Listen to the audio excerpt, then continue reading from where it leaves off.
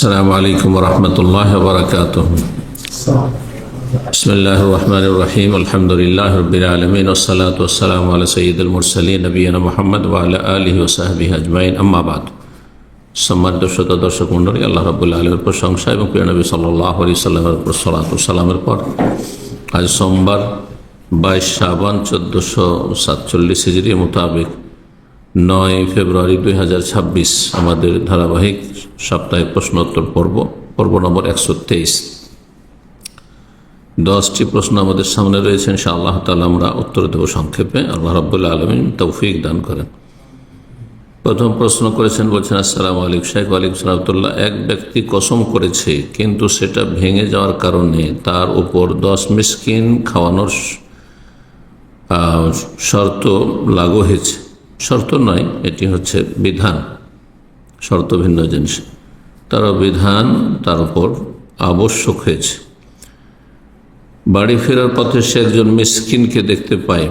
পরের দিন খাবার কিনে বাড়ি ফেরার পথে মিসকিনটি পাওয়া যায় না, সাথে সাথে কিনে দিতে হবে। পরের দিন কিনে আবার মিসকিন সেখানে খুঁজবে। আল্লাহ হিদায়াত করে। এবার নিয়ত থাকার কারণে ওই খাবারটা কি কাফারা হিসাবে ধরা হবে? না, যতক্ষণ মিসকিনকে না দেওয়া হবে ততক্ষণ পর্যন্ত কাফারা আদায় হবে না।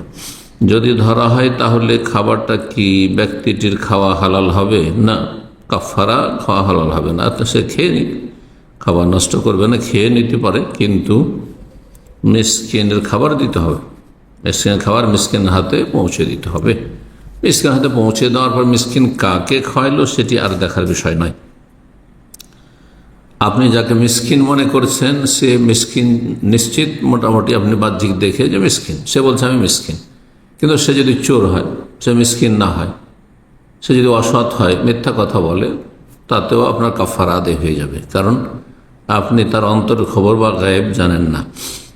কিন্তু মিসকিনের হাতে যতক্ষণ না তুলে দিয়েছেন ততক্ষণ কাফারা আদায় হবে না।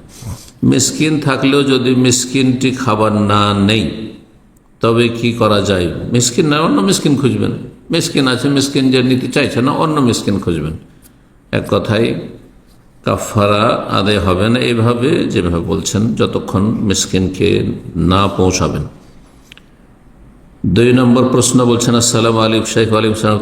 আমি কমিউনিটি ক্লিনিকের সদস্য হওয়ার সুবাদে আমার যতটা প্রয়োজন তার চেয়ে বেশি ওষুধ ক্লিনিক থেকে দেই। আমার মনে হয় সাধারণ গরিব মানুষ সুবিধা বঞ্চিত হচ্ছে। এই ক্ষেত্রে আমি গুনাহগার হব নাকি? আপনাকে দিচ্ছে সেগুলি আপনার নিজের স্বার্থে দিচ্ছে না, সেগুলি হয়তো যারা আপনার রোগী, যে অঞ্চলে আপনার ডিউটি রয়েছে সে অঞ্চলে সেগুলি যারা হকদার তাদের কাছে পৌঁছানোর জন্য আমানত আপনার কাছে। সেটি আপনার ব্যক্তি মালিকানাধীন নয় যে আপনি সেগুলির মালিক। আপনার কাছে আমানত দেওয়া হয়েছে। বলছেন যে এক্ষেত্রে আমি গুনাহগার হব নাকি যেই লোক ওষুধ সেল দিচ্ছে সে গুনাহগার হবে? যদি দেখতে পান যে আমার কাছে যে ওষুধ দেওয়া হচ্ছে সরকারি ওষুধ, আর সেটা পরিমাণ যতটা প্রয়োজন তার সাথে বেশি দেওয়া হচ্ছে, তাহলে বলে দেবেন যে এটা অতিরিক্ত, এটা আমার প্রয়োজন নেই, জি। বা বেশি দিয়ে দিল, তারপরে আপনি প্রতি মাসে যদি দেয় বা প্রতি সপ্তাহে দেয়, আর সেটা ততটা পরিমাণ প্রয়োজন হইল না, বেঁচে গেল, তাহলে সেটা ফেরত করে দেবেন, আমানত ফিরিয়ে দেবেন। ইন্নাল্লাহ ইয়ামুরুকুম আন তুআদ্দুল আমানাতি ইলা আহলিহা। রব্বুল আলামিন ইরশাদ করেছেন, আল্লাহ তোমাদেরকে নির্দেশ দিচ্ছেন যে আমানতওয়ালার কাছে আদায় করে দিবে। এটি হচ্ছে সরকারের আমানত বা স্বাস্থ্য মন্ত্রণালয়ের আমানত আপনার কাছে দেওয়া হয়েছিল, বা যাকে দেওয়া হয়েছে সে আপনার হস্তান্তর করেছে, আপনার এখন প্রয়োজন নেই বা সেটি কাজে লাগছে না, ফিরিয়ে দেবেন, জি। আমানতের খেয়ানত করবেন না, আল্লাহ হেফাজত করুন। হয় আগেই বলবেন যে এতটা প্রয়োজন নেই, এতটাই যথেষ্ট আমার জন্য, আর না হলে যদি বেশি দিয়ে দেওয়া হয় তাহলে বেশি হয়ে গেলে ফেরত করে দেবেন। সংক্ষেপের উত্তর। 3 নম্বর প্রশ্ন আসসালামু আলাইকুম শেখ। ওয়ালাইকুম সালাম। এখানে জুমার নামাজের ইমাম আমাদের বলেছেন যে আমরা বিশ্ববিদ্যালয়ের টয়লেটের ঢাকনা বন্ধ করে নামাজ পড়তে পারি। মানে টয়লেটের ঢাকনার ওপরে যদি বলেন, তো যেখানে মলমূত্র রয়েছে আর তার ওপরে সালাত পড়ছেন, এটি ঠিক নয়, জায়েজ নয়। কারণ সেখানে প্রচুর জায়গা আছে।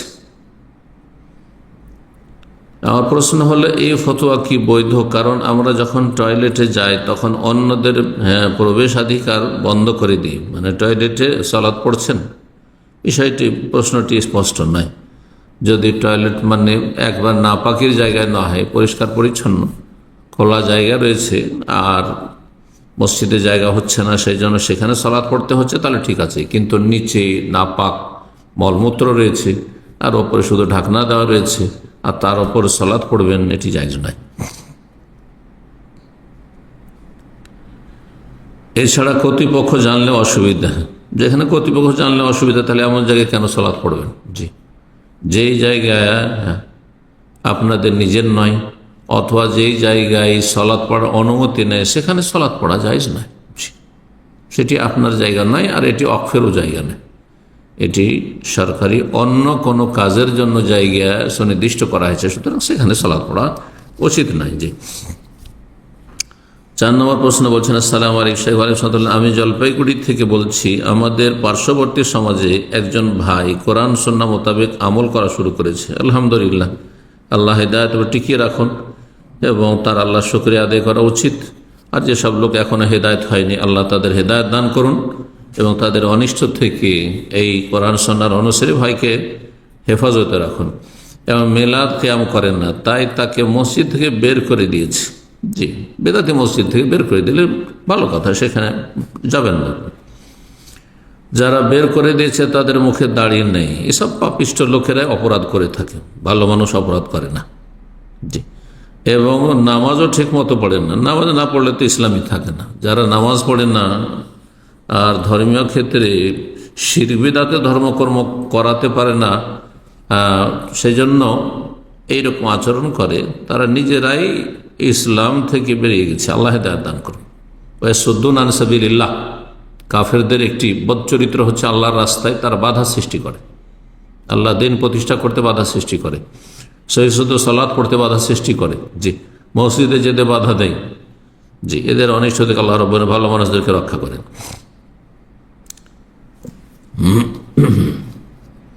বলছেন যে আল্লাহ সুবহানাহু ওয়া তাআলা এদেরকে কি কোনো শাস্তি দেবেন? অবশ্যই দেবেন, কিন্তু আল্লাহ আপনার আমার মর্জি মোতাবেক শাস্তি দেবেন, এখনই দিতে হবে এমনটা নয়, এটা ভুল কথা।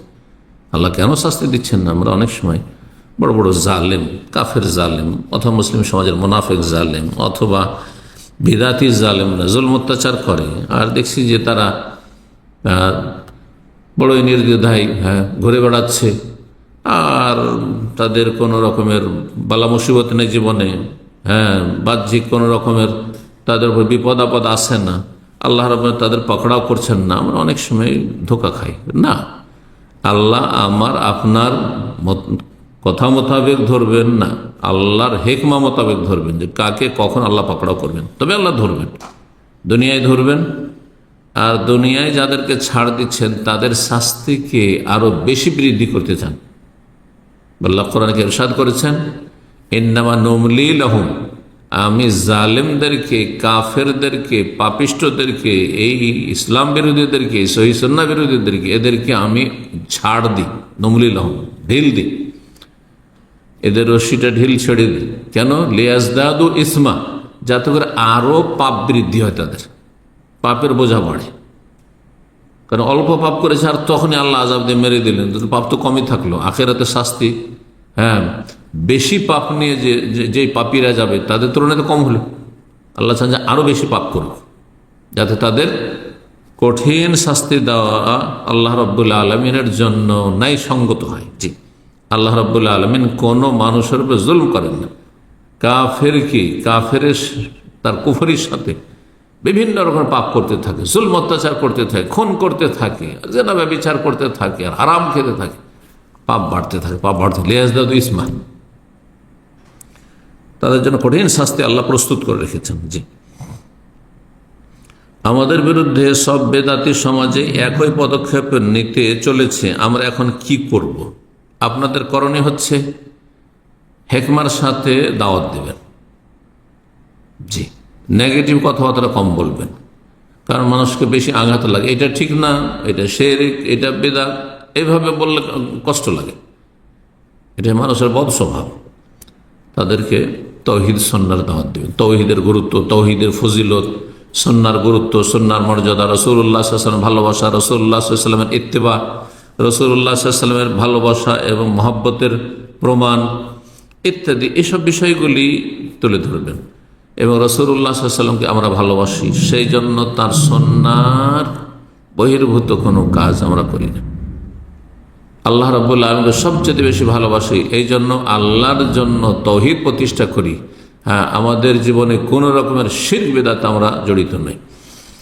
এই বিষয়গুলি তুলে ধরার চেষ্টা করবেন যদি আপনাদের পক্ষে সম্ভব হয়, অথবা এমন কোন আলেম ওলামাকে নিয়ে এসে এই বিষয়গুলি তাদের সামনে বেশি বেশি আলোচনা করবেন এবং তাদের জুলম অত্যাচারে সবর করবেন,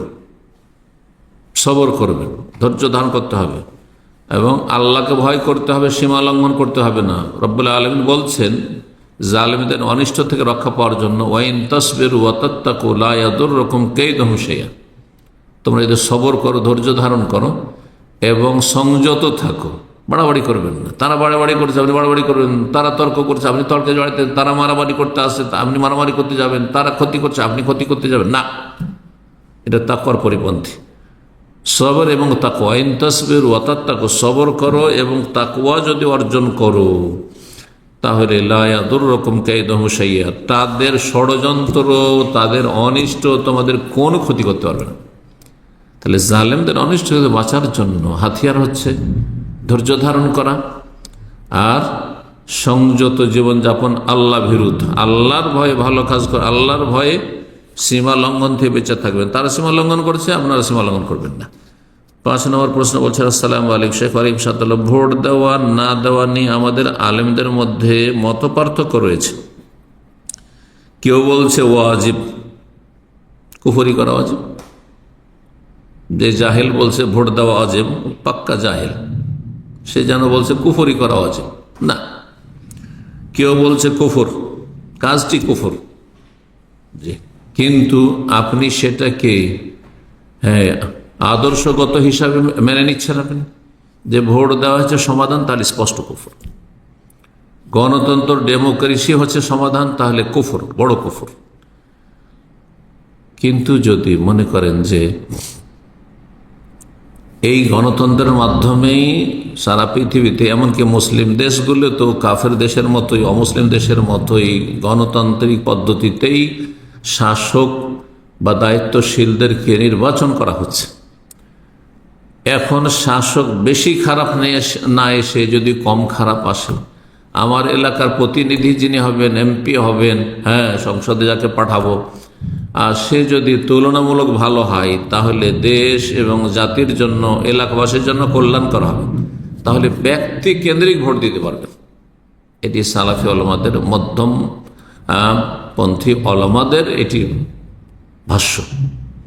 এই মতটি আমরা বলে থাকি যে ব্যক্তি কেন্দ্রিক ভালো মানুষকে কেন্দ্র করে ভোট দিতে পারবেন, যে কোনো দলের হোক না কেন। কিন্তু দল কেন্দ্রিক ভোট দেওয়া হারাম, জায়েজ না। আপনি এই দলেই থাকবেন, এটা জায়েজ না। কারণ সেই দলে কিছু ভালো মানুষ আছে, অধিকাংশ অসৎ আছে, পাপিষ্ট, চোর আর ডাকাত আছে, বেঈমান আছে, আত্মসাৎকারী আছে। সে তাদের কি করে ভোট দেবেন? তাদের ভোট দেওয়া মানে তাদের পাপে সহযোগিতা করা এবং কুফরি আদর্শে বিশ্বাসী হওয়া, মোটেই জায়েজ নাই। কুফর না হলে কাবিরা গুনাহ, এতে কোনো সন্দেহ নেই। একমাত্র মাসলেহা মানে ফায়দা। কার ফায়দা? আমার শুধু ব্যক্তি স্বার্থ নয়, বরং আমার এলাকার ফায়দা, এলাকার মুসলিমদের ফায়দা আর দেশের ফায়দা, বৃহৎ স্বার্থ।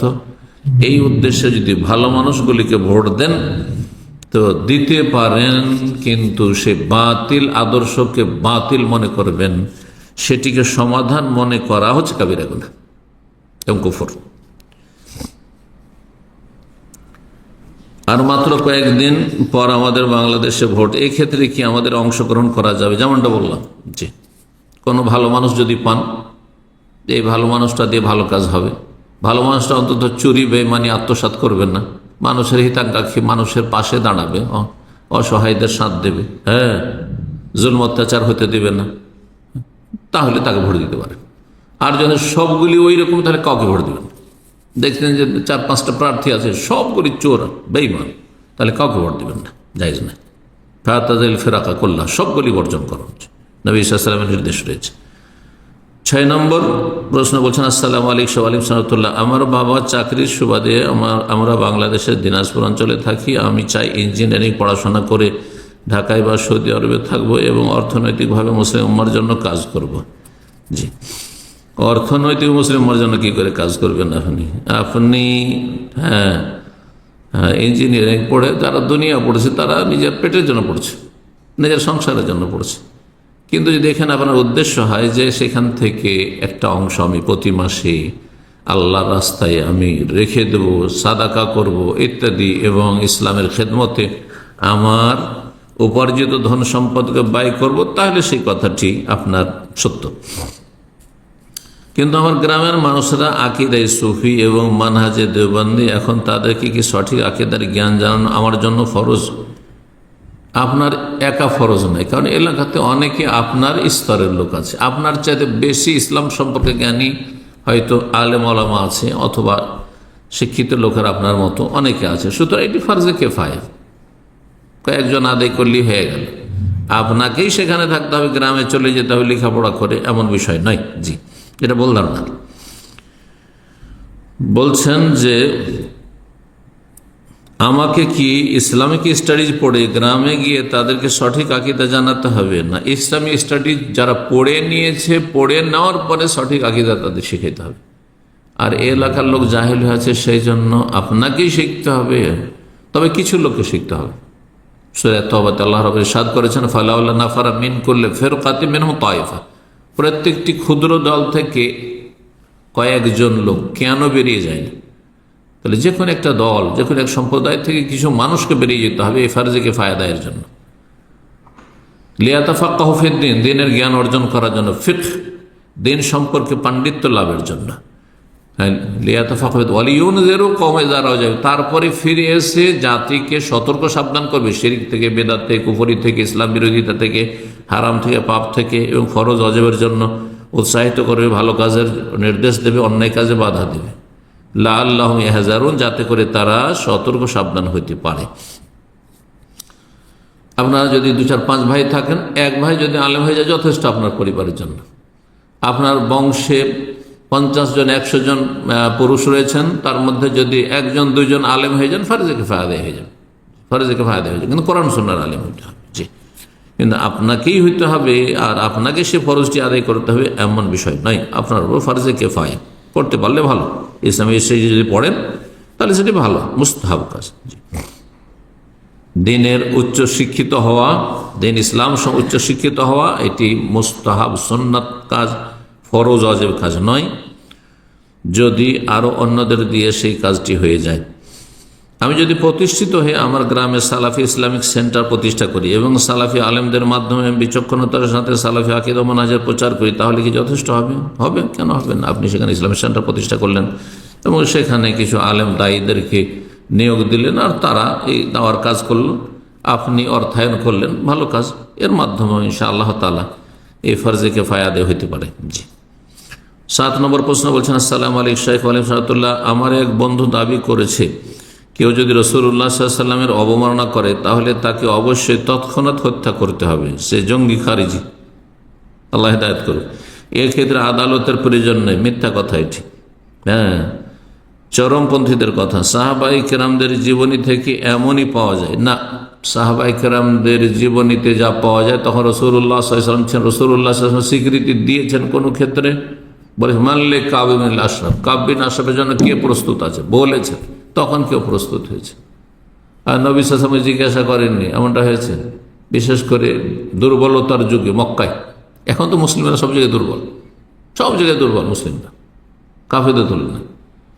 মক্কাতে কোনো একজন সাহাবী কোনো কাফের গায়ে হাত দিয়েছে?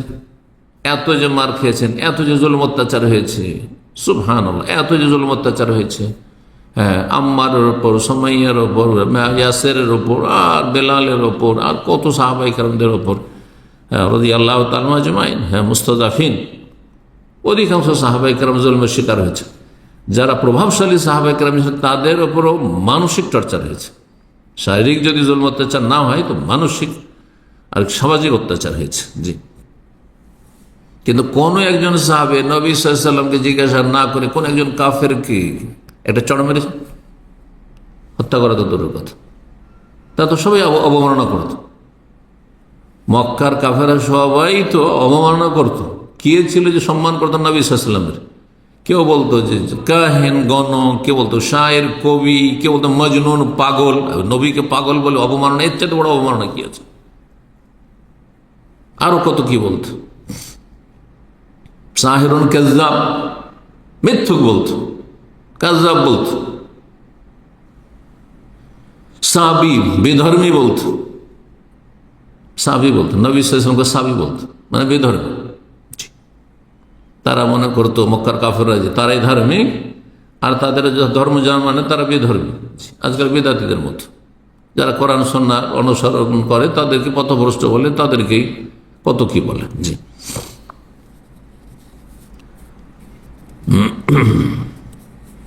তো বলছেন যে সাহাবায়ে কেরামদের জীবনী থেকে এমনই পাওয়া যায় না, এটি ভুল কথা, মিথ্যা কথা। সে ভুল বুঝেছে, বিষয়টি কতটুকু সহি, একেবারে ভুল। একটু যদি বুঝিয়ে বলতেন। জি, বুঝিয়ে বললাম। আল্লাহ রাব্বুল হেদায়েত দান করুন, মধ্যম পন্থা অবলম্বনের তৌফিক দান করুন। আপনি এমন কাজ করবেন না যেই কাজ করে একজন কাফেরকে মেরে শত শত মুসলিম কে হত্যা করার বা মুসলিমকে বন্দী করার জন্য আপনি তাদের কাফেরদের হয়ে জালেমদের হয়ে কাজ করলেন। একজন কোন যদি মুরতাদকে হত্যা করে দেন তো মুসলিম সরকারগুলো শত শত দাড়িওয়ালা ধার্মিক যুবকদেরকে সবগুলিকে নিয়ে জেলখানে ঢুকিয়ে দেবে। আর কত যে জুলম অত্যাচার করবে জালেমরা আপনার কারণে, দাওয়ার কাজ বন্ধ করে দেবে। আর এটি হচ্ছে, এই জঙ্গিরা খারিজেরা সবসময় ইসলামের ক্ষতি করেছে, মুসলিমদের ক্ষতি করেছে, কখনো লাভ করে দেয়নি এরা। আল্লাহ এদেরকে বরবাদ করুন এবং এদের অনিষ্ট থেকে উম্মাতে মুসলিমাকে রক্ষা করুন। ইসলামকে বুঝতে হবে বিজ্ঞ উলামায়ে কেরামদের কাছ থেকে, তাদের কাছ থেকে ইলম শিখতে হবে, সেলফ স্টাডি করে নয়। জি, মুসলিমরা এখন কি অবস্থায় রয়েছে, কোন অবস্থা দিয়ে অতিক্রম করছে, এই বিষয়গুলি না বুঝে একটি কথা বলা, এটি হচ্ছে খারেজিদের কাজ। সোফাউল আহলাম, এরা নির্বোধ, এদের মধ্যে কোনো দূরদর্শিতা নেই, এরা কিছু বুঝে না, আবেগী এরা হয়, বিবেকী হয় না। এদের কোরআন শোনার জ্ঞান নেই, বিবেক কাণ্ড নেই, কিচ্ছু নেই। 8 নম্বর প্রশ্ন বলছেন, আসসালামু আলাইকুম ওয়া আলাইকুম সালাম, কেউ যদি উজু করে মোজা পরে ঘুমিয়ে স্বপ্নে সহবাস করলো কিন্তু বীর্যপাত হয়নি, তখন তার গোসল ফরজ হবে কি? না, বীর্যপাত না হলে, স্বপ্ন দোষে বীর্যপাত না হলে গোসল ফরজ নয়, কিন্তু সহবাসে যদি বীর্যপাত না হয় তবুও গোসল ফরজ রয়েছে। আল মা ও মিনাল মাই, নবী সাল্লাল্লাহু আলাইহি ওয়াসাল্লাম, আল মা ও মিনাল মাই, পানি ব্যবহার করা মানে গোসল করা ফরজ হবে মিনাল মাই যখন বীর্যপাত হবে, স্বপ্ন দোষের ক্ষেত্রে এই হাদিস। এমতো অবস্থায় মোজার মাসা বহাল থাকবে নাকি নষ্ট হয়ে যাবে? যেহেতু গোসলই ফরজ হয়নি, সুতরাং মোজার মাসা মানে মোজা সে পাক অবস্থায় পড়েছে, কিন্তু ঘুমের কারণে তার উজু নষ্ট হয়েছে, আবার যখন উজু করে মাসা করতে পারে, এক কথায় মোজা খুলতে হবে না। জি, 9 নম্বর প্রশ্ন, আসসালামু আলাইকুম, আমার স্ত্রী আমার কোনো কথা শোনে না, সে শুধু তার বাবা মায়ের কথা শোনে, আল্লাহ হেদায়েত করুন। আমার শ্বশুর আমার স্ত্রীকে আমার বাড়িতে দিচ্ছে না, তাহলে এই ক্ষেত্রে যদি আমার স্ত্রীকে আমি ভরণ পোষণ না দিই তাহলে কি আমার কোনো গুনাহ হবে? স্ত্রী যদি অবাধ্য হয় আর স্বামীর ঘরে না থাকে, স্বামীর সাথে সংসার না করে বাবার বাড়ি থাকে, তাহলে ভরণ পোষণ ফরজ না। হ্যাঁ, স্বেচ্ছায় যদি স্বামী স্ত্রীর বাবার বাড়িতে রাখে যে যাও 1 মাস ঘুরে আসো, তাহলে ভরণ পোষণ দিতে হবে, তাহলে ভরণ পোষণ দিতে হবে। কিন্তু না, তোমার বাড়ি থাকবো না, অথচ স্বামী বাড়িতে আছে, স্বামী প্রবাসে না, স্বামী বিদেশে থাকে আর নিরাপত্তা নেই, সেখানে তার অধিকার আছে বাবার বাড়ি নিরাপদ জায়গায় থাকার। এই না যে শ্বশুর শাশুড়ির সাথে থাকতে হবে, সেখানে দেবর ভাসুর আছে আর সেখানে বেহায়া বেপরদা হয়ে সেখানে থাকতে হবে, আর সেখানে আপনার তার জন্য ঝুঁকি রয়েছে, এমন নয়। বরং স্বামী বাড়িতে রয়েছে আর স্বামীর সাথে না থেকে বলছে আমি তোমার সাথে থাকতে পারবো না, আমি আমার বাবার বাড়ি থাকবো, না আমার সাথে থাকবো, যে না তোমার সাথে থাকবো না, বাবার বাড়ি থাকবো, তাহলে ভরণ পোষণ পর হক রাখে না। অবাধ্য স্ত্রী ভরণ পোষণের হক রাখে না। জি, তারপরে বলছেন যে না দেই তাহলে কি আমার কোনো গুনাহ হবে না? কোনো গুনাহ হবে না। আমি না বুঝাইতে পারতেছি আমার স্ত্রীকে এবং না বুঝাইতে পারতেছি শ্বশুর শাশুড়িকে, আমার করণীয় কি? না বুঝাইতে পারলে করার কি আছে? কিছু কারণে স্ত্রী বলতেছে তার বাবা আর না দিলে সে আমার সংসার করবে না, তাহলে তো কথা স্পষ্ট, সে সংসার করতে চায় না। যদি কোনো মহিলা সংসার করতে না চায় অকারণে, তাহলে সে গুনাহগার, বিনা কারণে যদি হয়। আর যদি শরীয়তসম্মত কোনো কারণ থাকে, শারীরিক অক্ষমতা রয়েছে, অথবা হক নষ্ট করছে, জুলুম অত্যাচার করছে, অথবা শরীয়তে বিভিন্ন যে কারণগুলি রয়েছে, ইমানে ইসলামিক কোনো কারণ রয়েছে যে ফরজ সালাত আদায় করছে না বা প্রকাশ্য কাবিরা গুনাহে লিপ্ত, সেজন্য স্ত্রী তার সাথে সংসার করতে চায় না, তাহলে তার অধিকার রয়েছে, তার অধিকার রয়েছে খোলা নিয়ে নেওয়া। এই ক্ষেত্রে যখন আপনার স্ত্রী সংসার করতে চাইছে না, তাকে বলবেন সে খোলা নিয়ে নেবে, তাহলে আপনাকে মোহর দিতে হবে না বা মোহরটা আপনি ফেরত পাবেন। আপনি তালাক না দিয়ে তাকে খোলা নিতে বলবেন।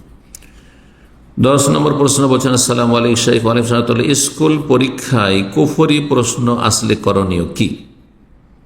এমন স্কুল যেখানে কুফরি প্রশ্ন আসে, তাহলে সেই স্কুলে লেখাপড়া যায় না। পরীক্ষায় অনেক সময় গণতন্ত্রের পক্ষে বা হারাম দিবস উদযাপন নিয়ে লিখতে হয়। গণতন্ত্রের পক্ষে আপনি লিখবেন না, গণতন্ত্রের প্রশ্ন এসে গণতন্ত্রের প্রশ্নের উত্তর দিয়ে দেবেন, কিন্তু তার পক্ষে আপনি লিখতে যাবেন না যে সেটা বৈধ, এ কথা আমি গণতন্ত্রে বিশ্বাস করি, এই ধরনের কথা লিখবেন না, এটা হচ্ছে হারাম। কিন্তু গণতন্ত্র কাকে বলে, ইত্যাদি ইত্যাদি এতটুকু লিখা যায়। কাফেরদের মতবাদ সম্পর্কে যদি জিজ্ঞাসা করে আপনাকে প্রশ্ন, গণতন্ত্র ডেমোক্রেসি কাকে বলে দিলেন, জায়েজ আছে। কিন্তু আমি ডেমোক্রেসিতে বিশ্বাসী, ফেদ করি না, মোটেই জায়েজ নেই, কুফরি কথা। কোন দিবস উদযাপন করা, দেশে কতগুলি দিবস উদযাপন হয়, আপনি বলে দিলেন ওরা করে, আমি সেটা পছন্দ করি না, এতটুকু জায়েজ। কিন্তু আমি পছন্দ করি যে ঈদ মিলাদুন্নবীর ছুটি হোক, শবে বরাতের ছুটি হোক, আর ফাতেহা ইয়াজদাহাম আর দোয়াজদাহাম হোক, এইসব আমি সমর্থন করি না, ঘৃণা করি এগুলিকে। জি। এছাড়া একাধিক বিবাহের পক্ষে লিখতে হয়। পক্ষে কোথায়? ওরা আবার পক্ষে লিখবে না, বিপক্ষে লিখবে হয়তো, তা আপনি লিখবেন না। আবার অনেক MCQ প্রশ্নে কুফরি সেকুলার উত্তর দাগাতে হয়। জি, না, জায়েজ নয়, কুফরি উত্তর দেওয়া জায়েজ নয়। এছাড়া ইংরেজিতে এমন চেঞ্জিং সেন্টেন্স বা অন্যান্য গ্রামার করতে হয় যেখানে কুফরি থাকে। যদি কুফরি থাকে আর আপনি এই লেখাপড়ার জন্য আপনি বাধ্য না, যখন বাধ্য না, তাহলে কুফরি কথা বলা জায়েজ না, কুফরি কথা লেখা জায়েজ না, কুফরি কথা উচ্চারণ করা জায়েজ না। একমাত্র বাধ্য যে নিরুপায় ব্যক্তি, এছাড়া কোনো উপায় নেই, তার জন্য আল্লাহ জায়েজ বলেছে। ইল্লামান উকরেহা, কারো জোর জবরদস্তি করা হয় কুফরি কথা বলার জন্য, শিরক করার জন্য, ওয়াকালবহু মুতমাইন্নুম বিল ঈমান, কিন্তু তার হৃদয়ে ঈমান বদ্ধপরিকর হয়েছে, শক্ত হয়ে বসে আছে, তাহলে তার জন্য জায়েজ। অতটুকু জায়েজ যতটুকু করলে সে বাঁচতে পারবে, একবার বাধ্য করা হচ্ছে। আর আপনি এই লেখাপড়ার জন্য, এই কুফরি লেখাপড়ার জন্য বাধ্য না। তো যে বিষয়গুলি আপনি জিজ্ঞাসা করেছেন আসলে কি বাস্তব, যদি বাস্তব হয় যে কুফরি কথা লিখতে হচ্ছে, সে পড়া আপনার জন্য জায়েজ নাই। কিন্তু যদি দেখা যায় যে কুফরি কথা লিখতে হচ্ছেন না, কুফরি বিষয়গুলি সম্পর্কে কিছু কথা হয়তো আসছে, কিন্তু সেগুলির আপনি সমর্থন প্রকাশ পায় না, তাহলে এতটুকু পর্যন্ত জায়েজ। আল্লাহ তাআলা আ'লাম। ওয়া সাল্লাল্লাহু ওয়া সাল্লাম আলা নবিয়িনা মুহাম্মদ ওয়া আলা আলিহি ওয়া সাহবিহি আজমাইন।